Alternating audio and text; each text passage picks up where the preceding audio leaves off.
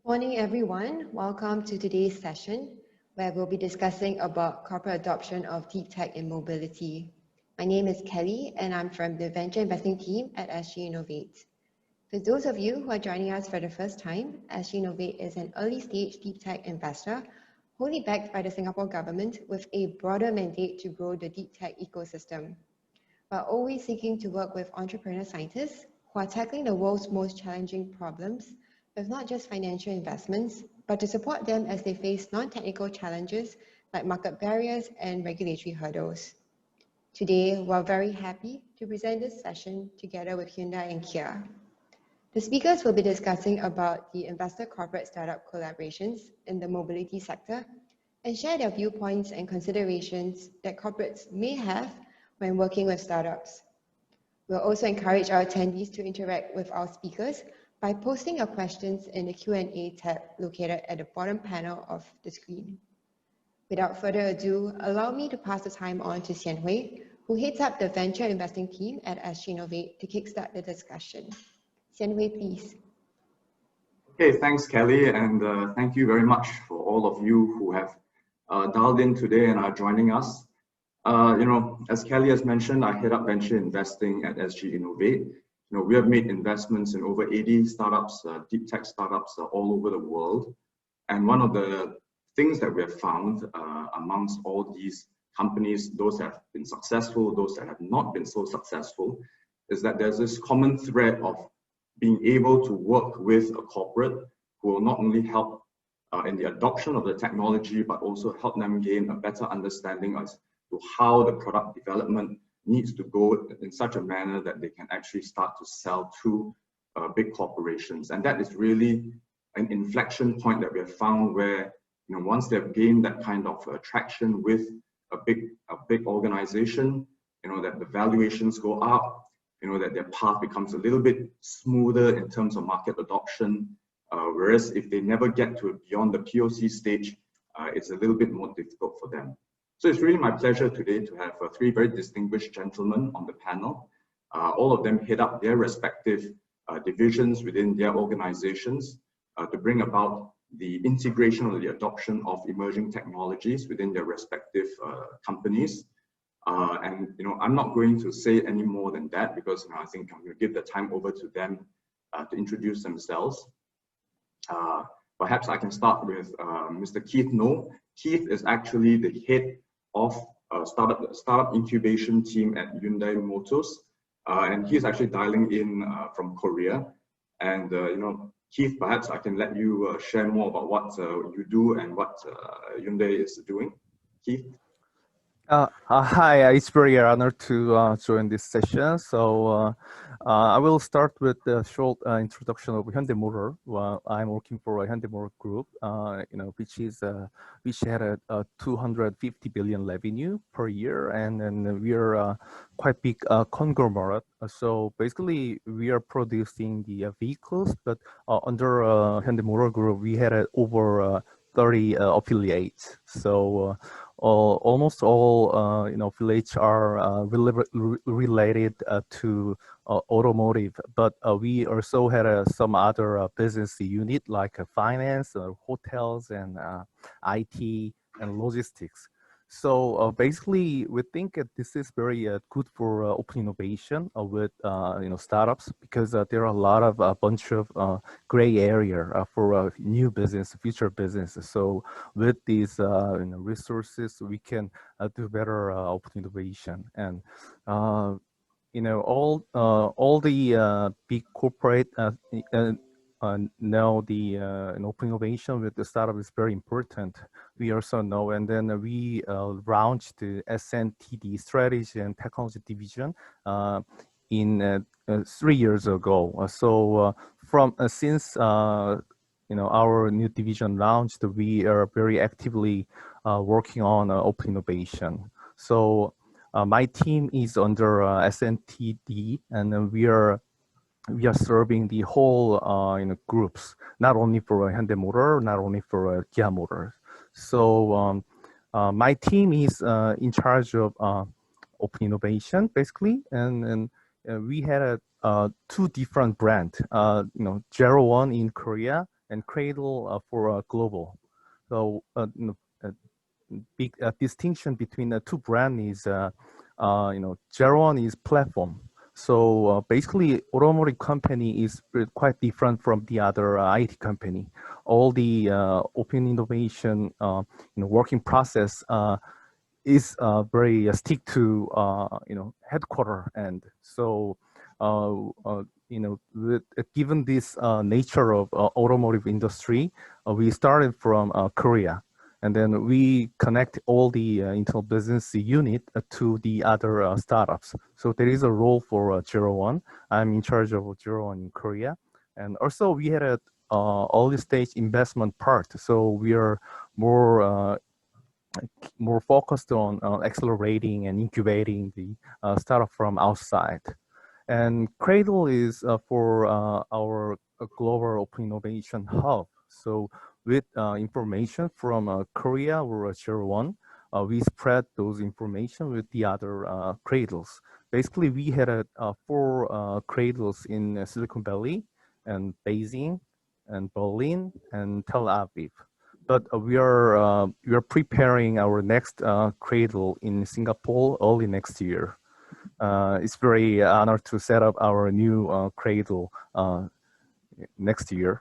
So that's the short introduction for my company and my team and my role, I think. Thank you. Thanks very much, Keith, for that summary as to what you're doing. Maybe I can ask Daniel. Daniel is the Vice President at Comfort Delgro to share a little bit about what they do. Daniel? Thanks, Xian Hui, and very nice to meet all of you this morning. I'm Daniel. I work at Comfort Delgro Ventures, which is the venture fund for the Comfort Delgro group of companies. Just a quick overview, we're a multinational transportation business. We operate in 7 markets worldwide. Some of you might know we're the largest public bus operator in Singapore, but beyond Singapore, we're also the largest public bus operator in Australia as well as in London. We have operations in other markets such as Malaysia, Vietnam, and China, where we have about 8 joint ventures. Worldwide, we have 34 business units, ranging from buses to taxis to trains, as well as vertically integrated business units in engineering, insurance, and outdoor advertising.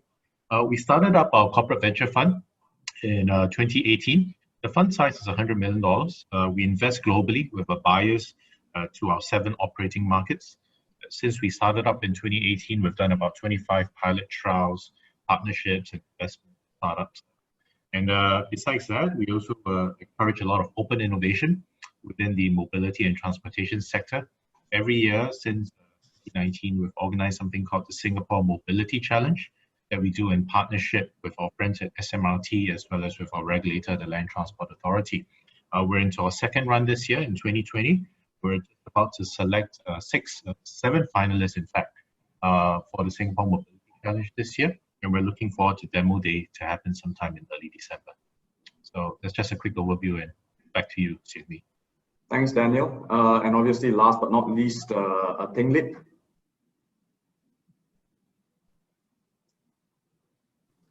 Thanks, Henry. Yeah, good morning. I'm Ting Lip. I run the ST Engineering Ventures, which is actually a CVC arm for ST Engineering Group. For those that don't know, ST Engineering is actually a Singapore headquartered global technology, defense, and engineering group. We employ about 23,000 people across our global offices. We serve customers in the defense, in government, and commercial segment in more than 100 countries.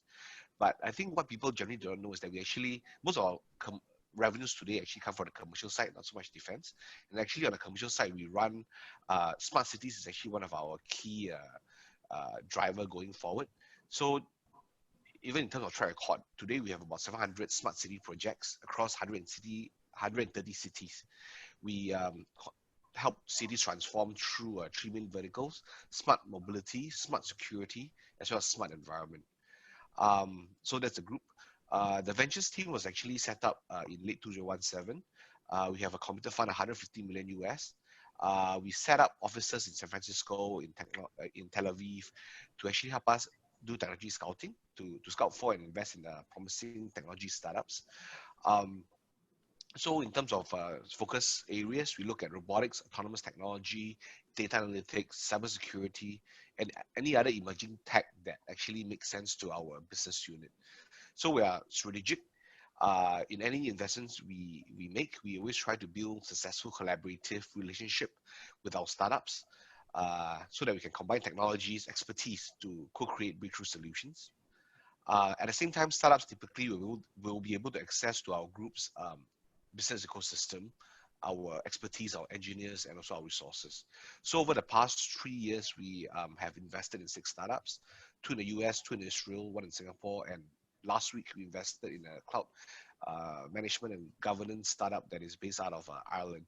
So, we are not just about investment. So we actually see ourselves as the startup collaboration arm for the group. So, you know, we welcome any startups who wants to work with our business unit to approach us, and you know, we can connect and we can do the connection and, you know, see whether there's any potential collaboration in that. Thank you. Okay, Ting Lip, thanks very much. And you know, you sort of defined some of the areas that you're interested to, your company or your organization is interested in. Maybe Daniel, you can share some of the other areas, some technologies that ComfortDelGro is looking at as well. Yeah, sure. Happy to do that. Yeah. So, Xian Hui, as you know, maybe many in the audience would also know, the business that ComfortDelGro is a very bricks and mortar traditional business, right? We operate buses, trains, and taxis, right? So from a technology adoption point of view, right, we don't actually chase much emerging technology, right? We kind of see ourselves as a fast adopter, right, of established enterprise technologies that we can use to find efficiencies of development business models, right? Where we primarily engage with emerging technologies as it relates to startups is really at the core of what is a fundamental change in the transportation business, autonomous, right? So autonomous is at the core of our investment and our partnership strategies as we look at engaging with startups. Not to say that other areas are not important. Some of the other areas we look at include mobility services, fleet services, digital workshop as it pertains to stuff around AI and ML, as well as the sharing economy. But all of these different verticals that we look into needs to have a tie-in back to the autonomous at the core of it, right? So just to give some examples, right? Some of the areas we look at would include stuff like data, simulation, and testing startups. We look at apps and mobility services. We look at teleoperations. We look at robotics. We look at electrification and engineering, right? And some of the areas that we won't look at, surprise, surprise, will be stuff such as autonomous driving systems, autonomous vehicle manufacturers, V2X, and connected cars. And the reason why is because, again, we're a fleet operator, so we want to be platform agnostic, right? We would partner, we will work together with startups in these areas, but we will not necessarily invest in them because we want to be agnostic.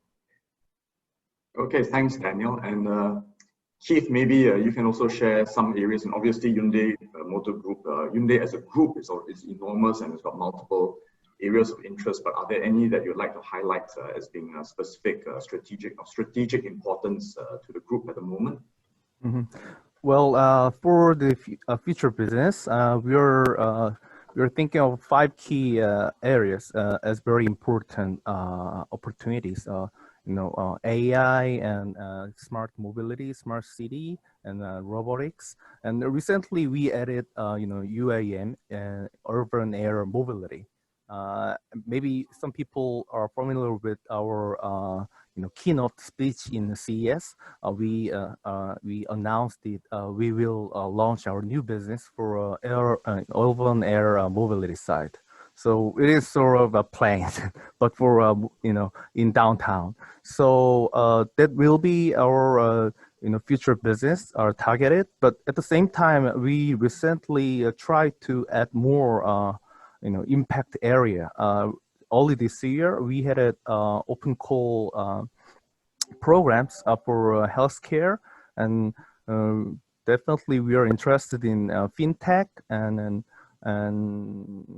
let me think, maybe blockchain, and then maybe for Singapore, you know, impact area can be one of you know, key area we can have interest. So there are a bunch of areas we can target it, but I think depending on you know, startups and depending on collaboration models between Hyundai Motors and startups, and we can do everything basically.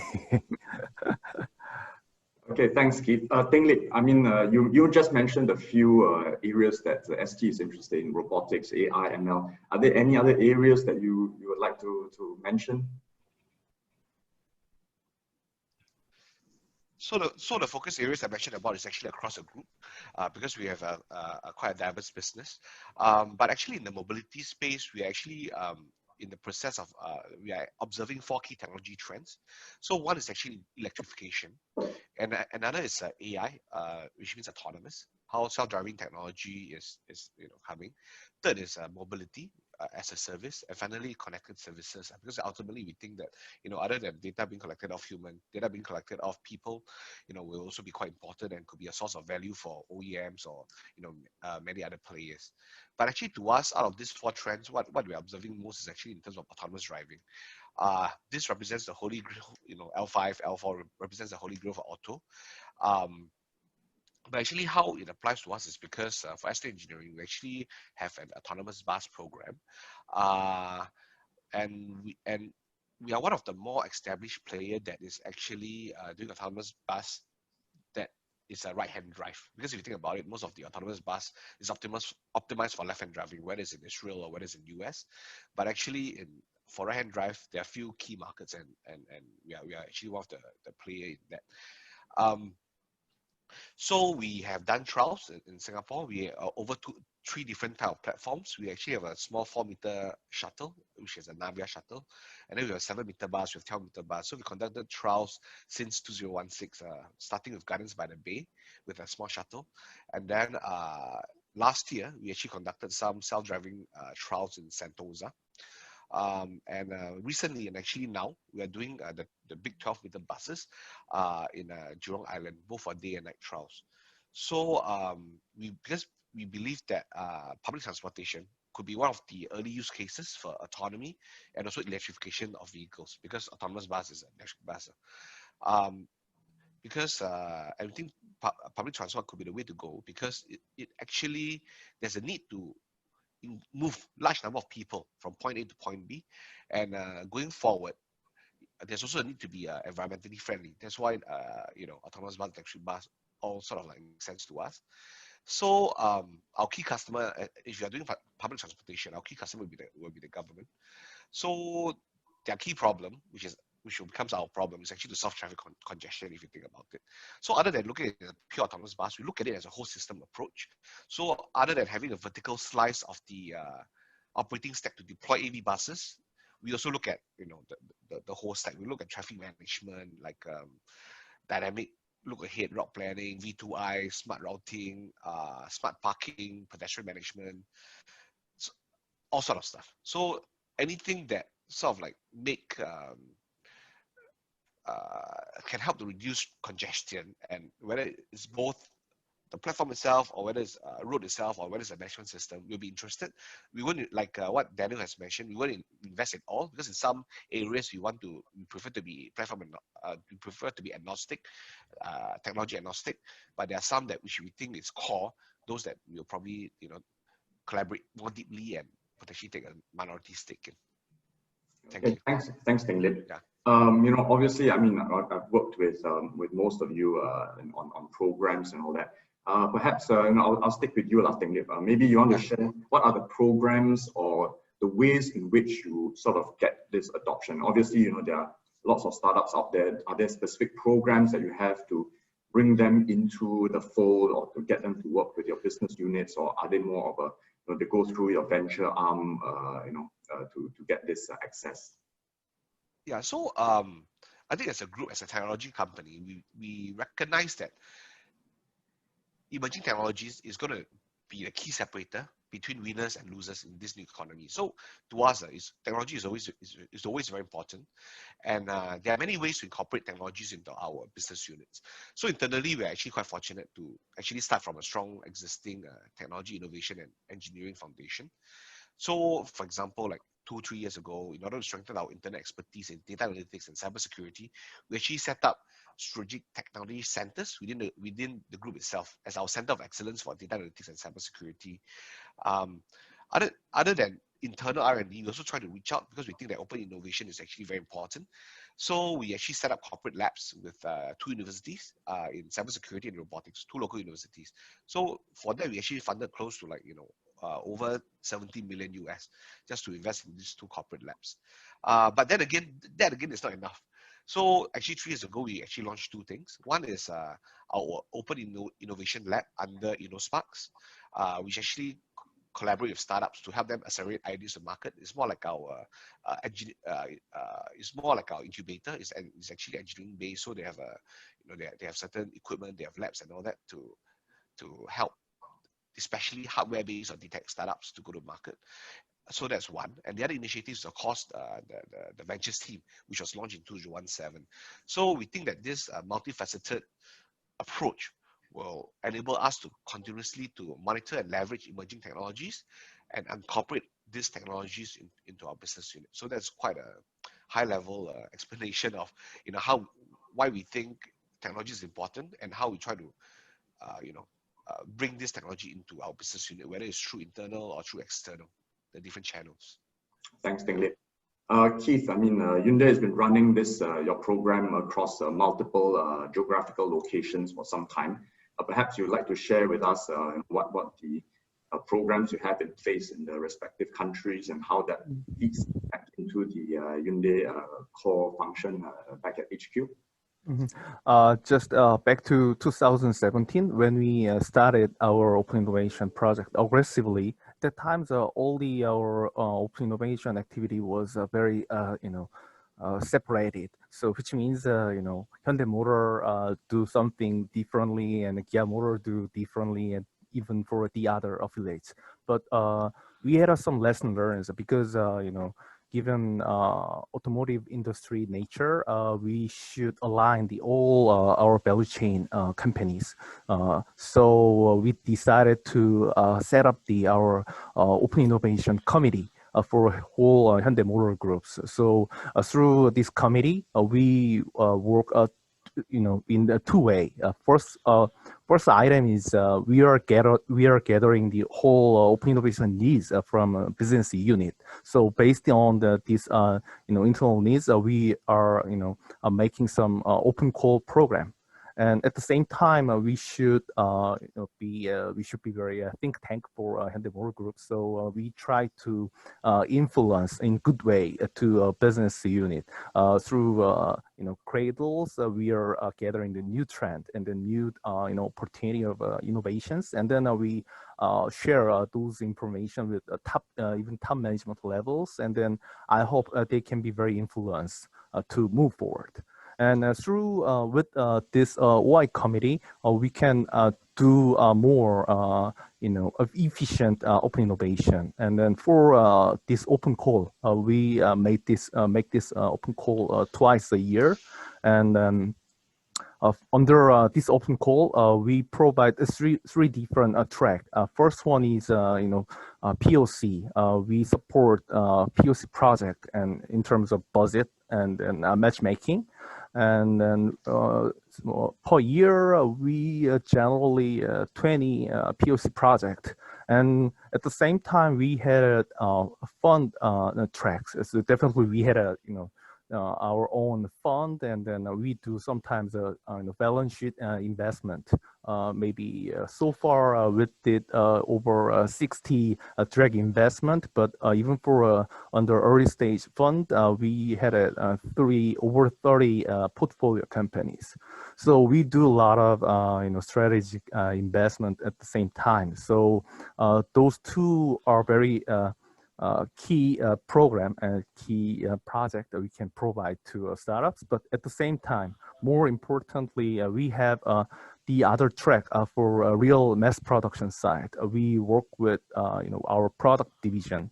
So they're thinking of not only for a POC, they're thinking of mass production and from the beginning. So we cannot select that many startups. Definitely, startups isn't that ready for real mass production in terms of deep tech or even technology areas. But we are trying to incubate their capability for real mass production side. So we call this track Mecha track. I don't think you guys are very familiar with Mecha, but Mecha is a acronym of mobility, electrification, and connected, and then autonomous. So definitely these are initiative for future mobility business. So anyway, this is just a name of project, but more important thing is that we have our own project to support make real tangible outcome between Hyundai Motor and the startups. Yeah. Okay, thanks, Keith. And Daniel, I mean, you alluded to the programs that you're already running. You can probably give us a little bit more details. And are there any other programs that ComfortDelGro does outside of that? Yes, sure. Should we? Yeah. So as I mentioned earlier on, we run a structured and formal open innovation program called the Singapore Mobility Challenge on an annual basis. So startups who are interested can go check out the website sgmobilitychallenge.com. Submissions for this year have closed, but obviously keep an eye out for what's happening next year.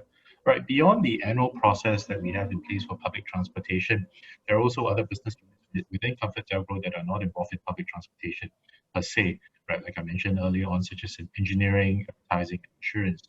So for that, we do obviously have an ad hoc process where startups can call on us at any time of the year.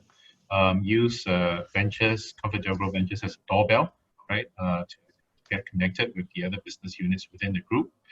And the value add that we offer as we work together with startups is for startups to really look at what the heart of ComfortDelGro is, right? And the heart of it, that we're really just a transportation business that brings people from point A to point B, right, in an efficient and safe manner, right? So if you look at that as a heart of what we do, right, we collect reams and reams of data, right, about commuters and vehicle owners, their travel patterns, their consumption habits, anything related to their time and movement, their daily commute, right? What we do then is to make this data available, right, to drive impactful POCs with emerging technologies developed by startups, right? We tend to be quite selective in the POCs we enter into, right? But for those that we end up doing, we take very seriously. We make data available, we make our resources available to startups, but we also keep a very keen eye.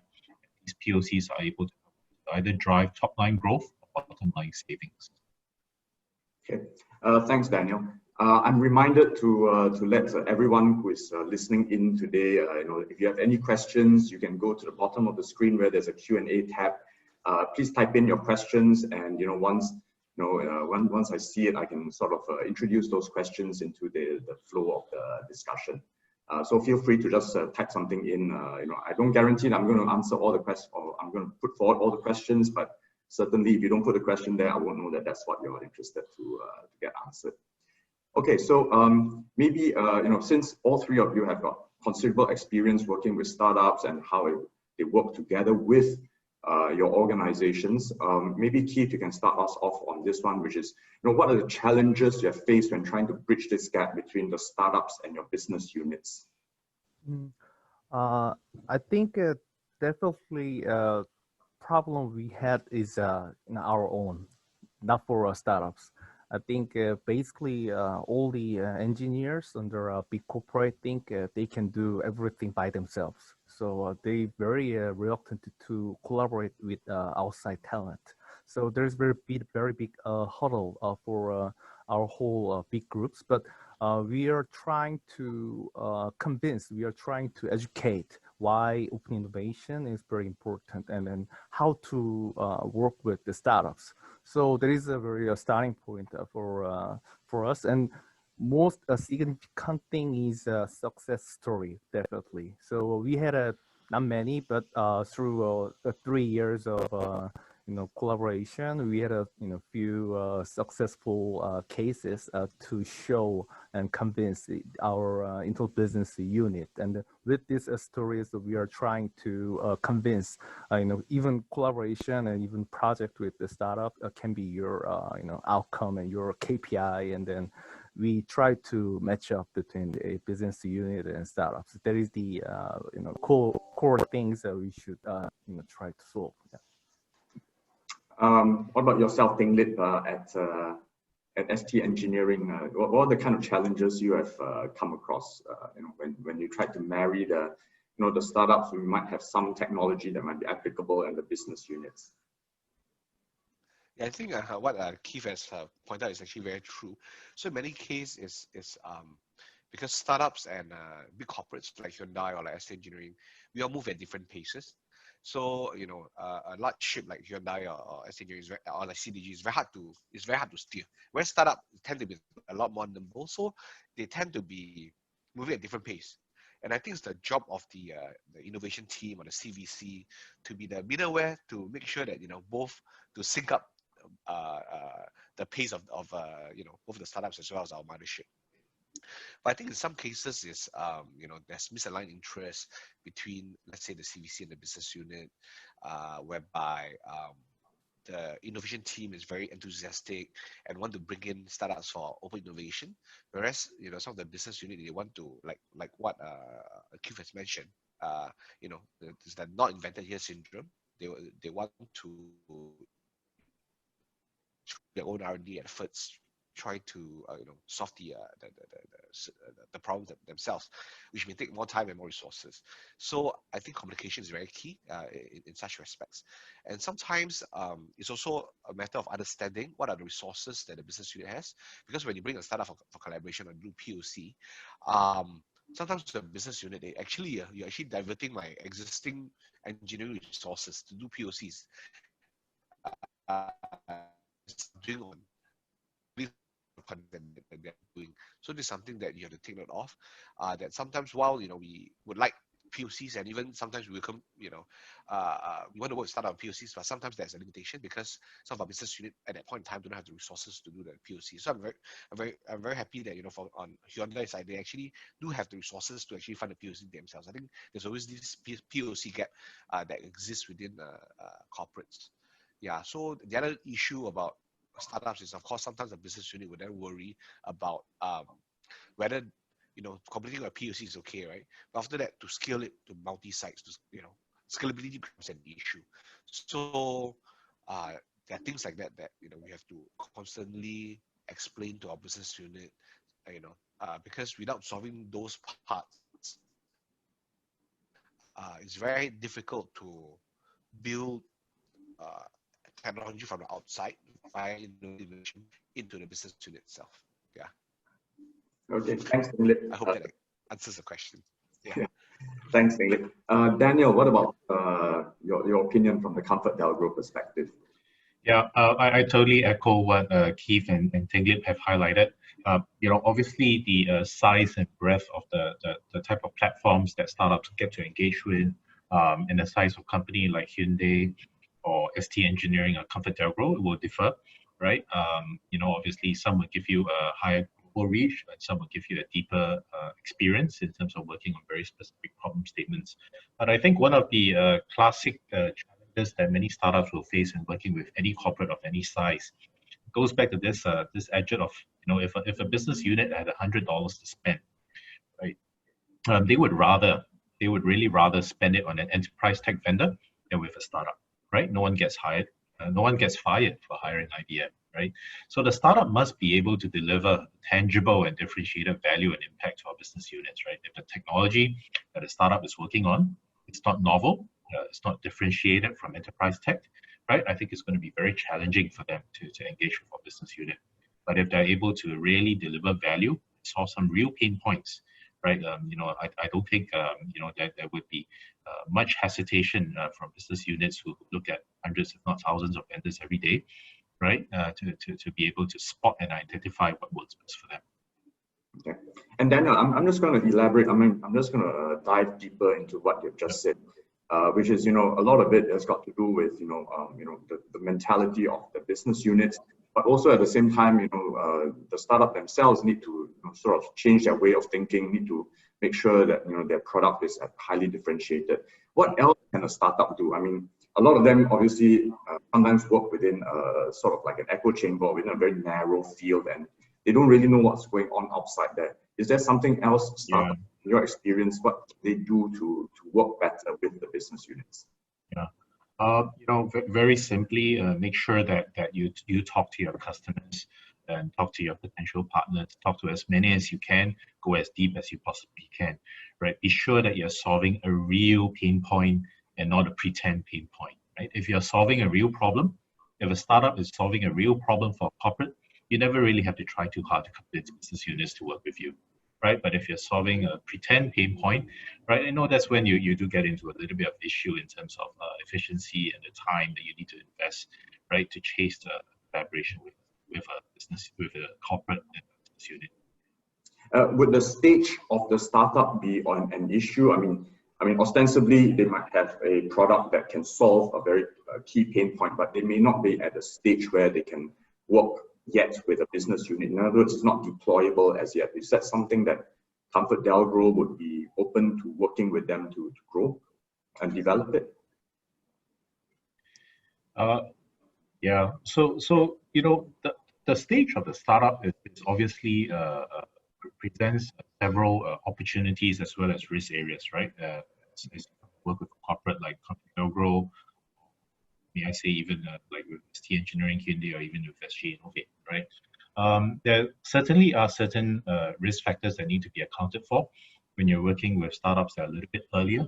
But opportunity then there is where setups such as ST Engineering Ventures, Hyundai's Cradle program, internationally as well as domestically, as well as ComfortDelGro Ventures come in, right? This is where we step in, right, to form that middleware, right, as Ting earlier said, to bridge that gap between a business unit and a startup, right? And we do that in several ways, right? One way, obviously, is to act as a bit of a project manager to make sure that the collaboration and the management of expectations, right, which typically are this high for corporate, and with a startup, maybe it's kind of like 3 times higher, right? And try and bring that a bit more at level ground, right? So as to manage those expectations between a corporate and a startup.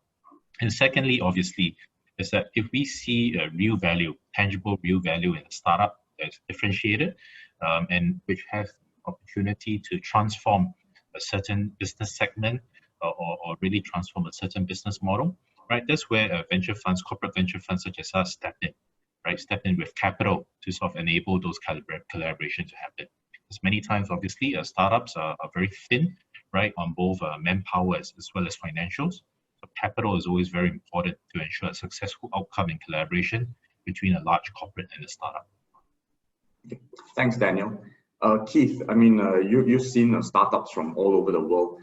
What do you think startups can do to work better with your business units? What are the mistakes that they have made that that you can advise these startups to sort of avoid? Mm-hmm. Well, for mobility side and automotive side, I think Hyundai Motor and Kia Motors are OEMs. So basically, in terms of technology side, especially, we need some middleman like a tier 1 or tier 2 to make a real outcome with startups. So sometimes we try to convince this situation, but a lot of startups just prefer to collaborate Hyundai Motor and Kia Motor directly. But a real thing is not is very different from their expectation. So that's why recently we are trying to align a whole Hyundai Motor group, including our affiliates in terms of component levels. Through this whole collaboration, sometimes a 3-party collaboration can be very possible, like Hyundai Motor and Hyundai Movis. Hyundai Movis is our tier 1, and sometimes we can do collaboration, LG and Hyundai Motor and startups.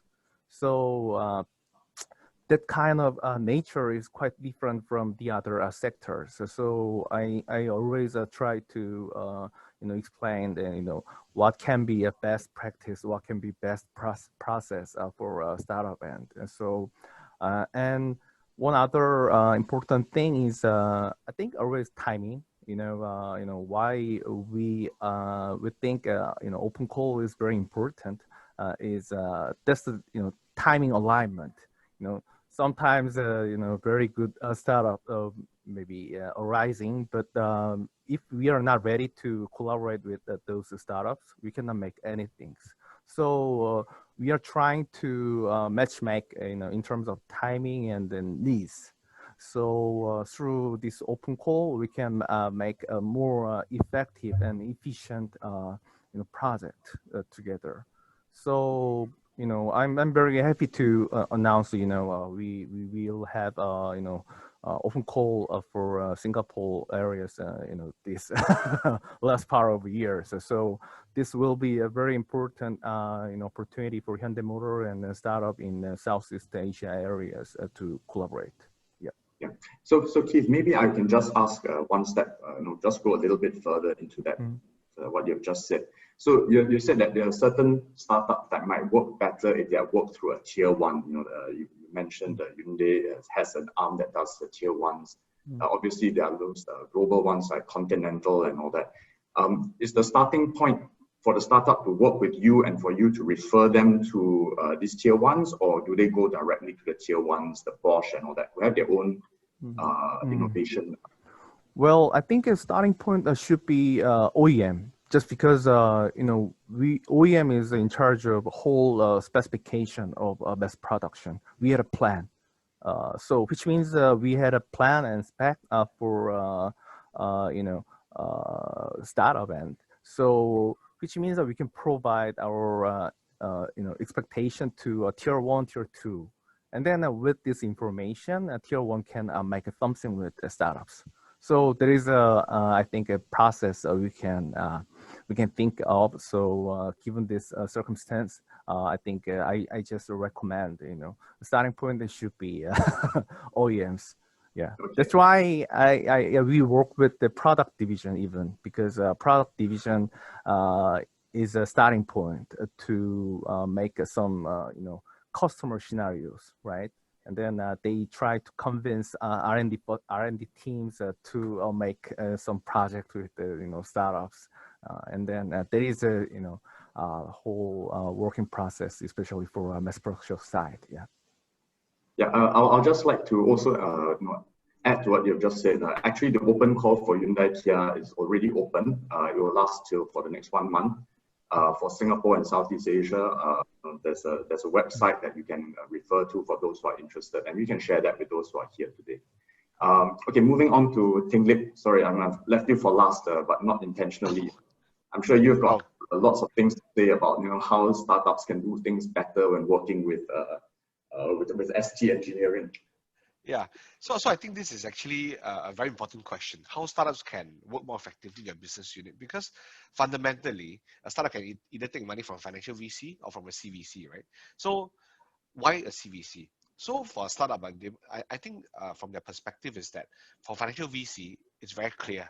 It's to maximize financial return. So it's less complicated. Whereas if you want to take money from a CVC, other than the money, of course, you have potentially a lot of other benefits. For example, having access to the corporate's network, to their customers, to their engineering capabilities and all that. But at the same time, it comes with a lot of risk, because for a CVC, it's not as straightforward as financial VC. It's not just about maximizing financial returns.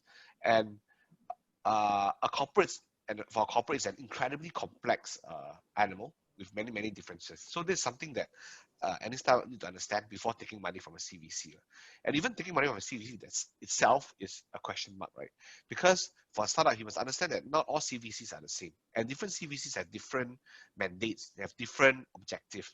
And I think it's important for a startup to understand what their objective is before approaching the CVC. Because some CVCs, their mission is, for example, pathfinding, in which case they always look for Horizon 3 technology, Horizon 2 technology. Whereas for some CVCs, actually they live more in the present. It's always to work with their business unit to plug holes, right? So I think for any startup that come in, they need to have this sort of understanding first, whether asking around other VCs and all that to get a sensing before asking money from the CVC, because each CVC is different and they have different objectives. So that's one.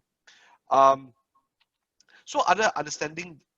So let's say everything is aligned. They manage to to think that the CVC is the correct fit for them, and the CVC objective is also the right one for the startup. At the same time, they are solving a real pain point within for one of the business unit. But then there are also a lot of other players that is within the corporate itself, even at that point in time, even when you're sort of like seeing alignment with the CVC, seeing alignment with the business unit, because there'll be people like, R&D, there'll be people like, who thinks that, startup technology is not as good as their own engineers. Then there's a whole lot of other dynamics within. So what I think is very important for any startup that work with any corporates is communication. It's always important to keep talking to the CVC or the business unit that's actually sponsoring you. So you must make sure that there's a very strong alignment and a very strong fit. Because unlike for a VC, whereby typically you have a 5-year, 10-year fund life, you need to exit, right?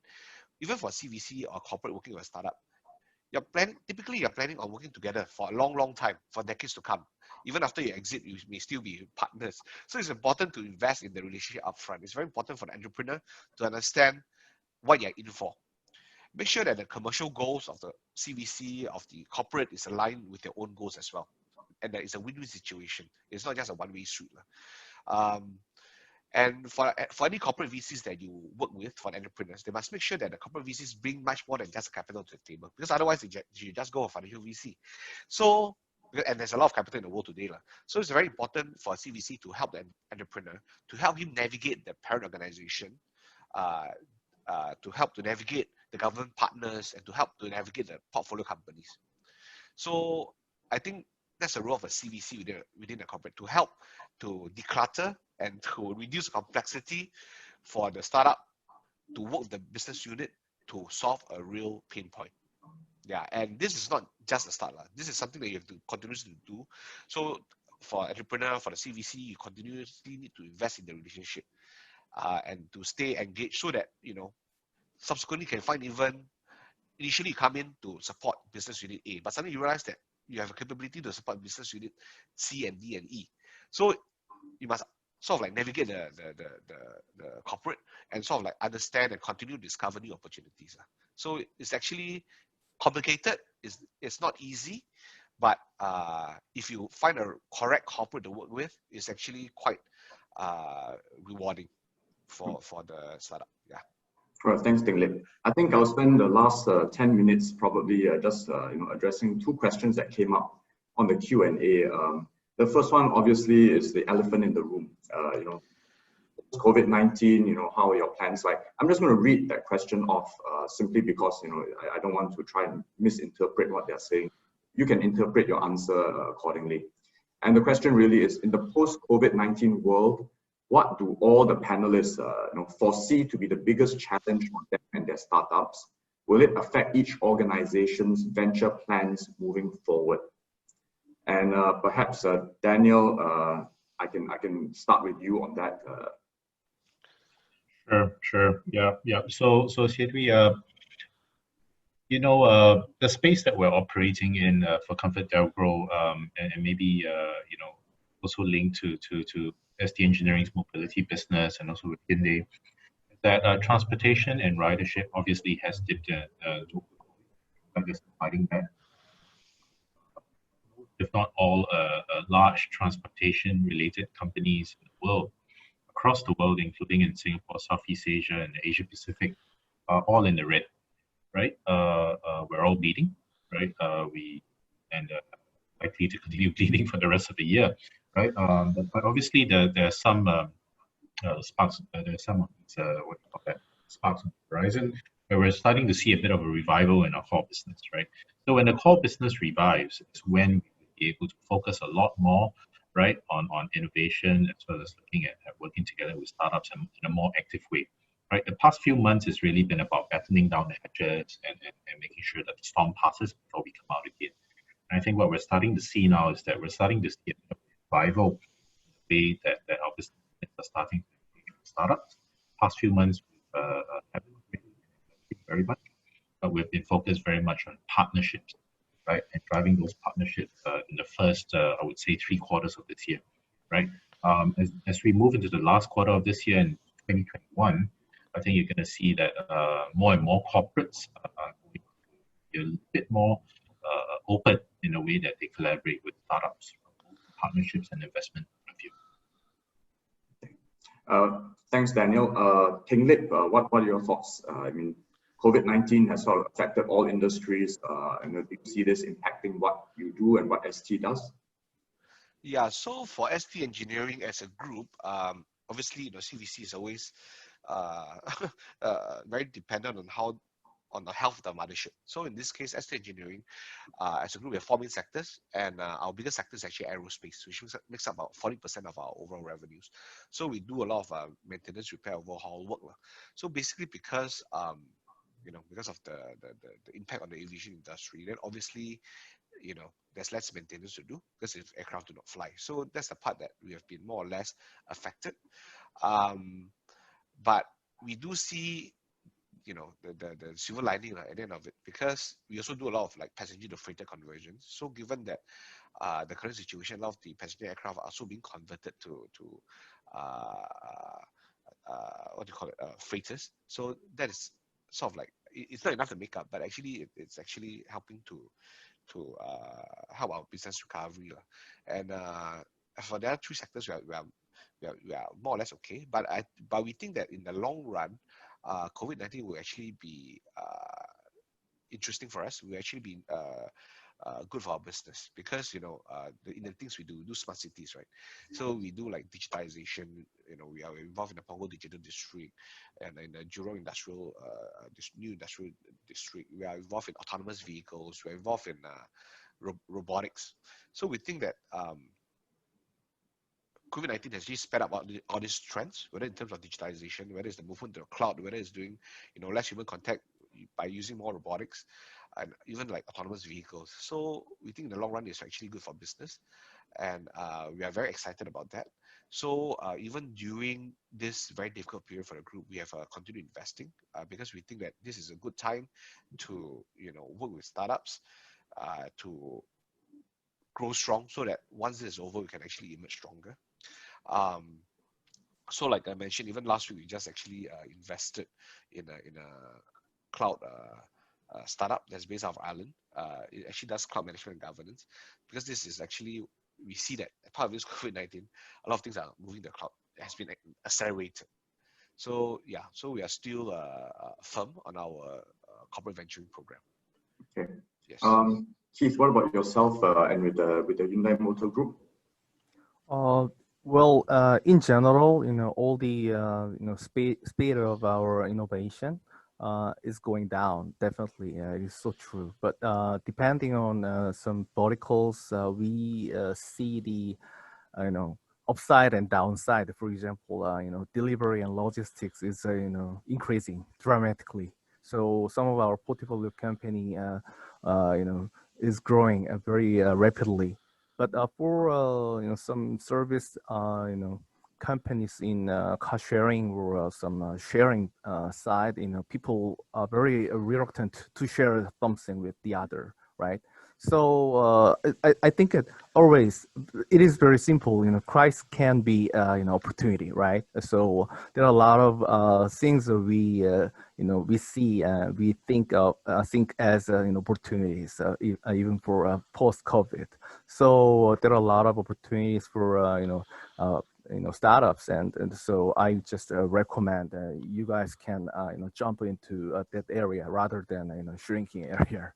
So even for Hyundai Motor side, in terms of strategic investment, I think number of cases is little down comparing to last year. But for open innovation activities like POC project or collaboration with our product division, isn't that different from last year? We can do a lot of project through online, and then we had our global offices in Cradle, so we did whatever we want for collaboration with the startup for this year. So I don't think COVID situation effect on our venturing activities that much. Yeah. Okay, thanks, Keith. We have time for just one last question for all 3 panelists, and I'm going to sort of merge some of the Q&A questions that came up.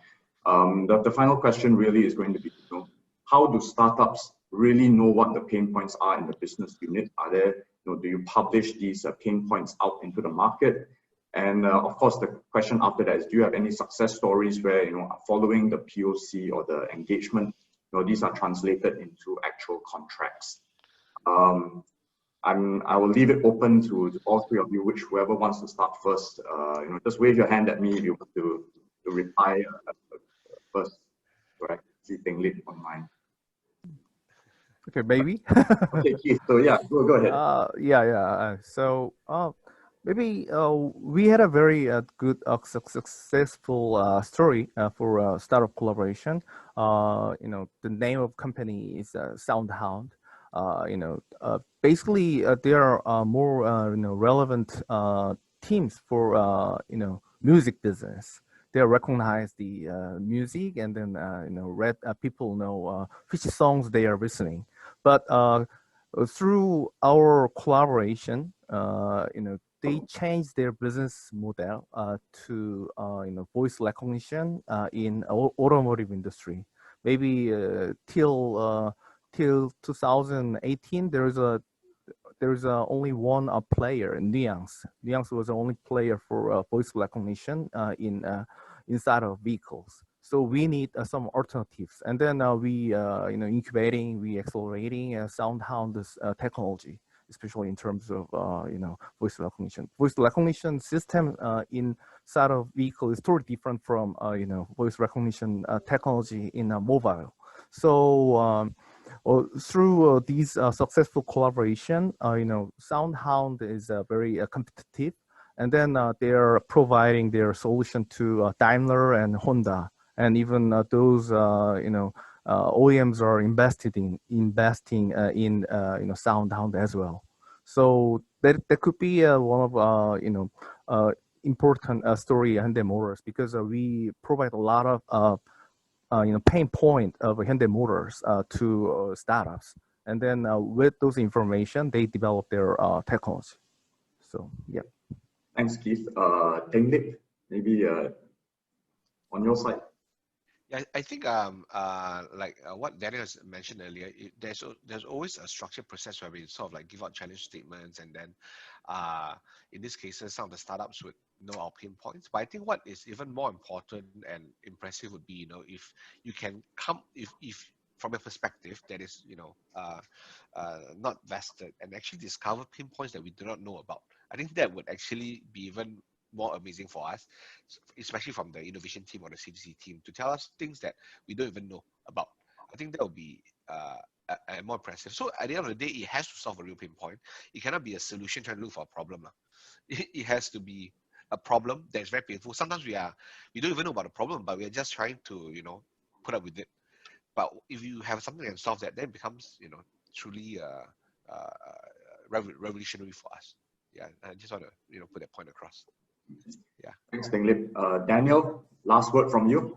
Yeah, sure. Yeah, Xianhui. So again, echo whatever Keith and Ting Lips have said here. We have structured open innovation platforms, right? And I think we wish Hyundai and Kia and SGInnovate every success with your current open innovation initiative going forward. I think that's the best way for startups to engage together with units and different corporates, right? And for specific studies for ComfortDelGro, again, in the interest of time, I would ask startups to refer to our website, ventures.comfortdelgro.com. Over there, they will see some of the highlights of the successful collaboration that's taken place between startups and our business units. Okay, Daniel, thank you very much. And we're finished actually just on time. Thank you all. I'm going to hand the time back to Kelly to wrap up the session. Thank you very much, guys. So with that, we have come to the end of this event. I would like to represent SGInnovate to thank all our speakers, so Xianhui, Keith, Daniel, and Ting Lip, for the great insights and discussion points, and also our attendees for staying with us until the end. So for our attendees, do keep a lookout for our post-event mailer, which will contain a recording of this session.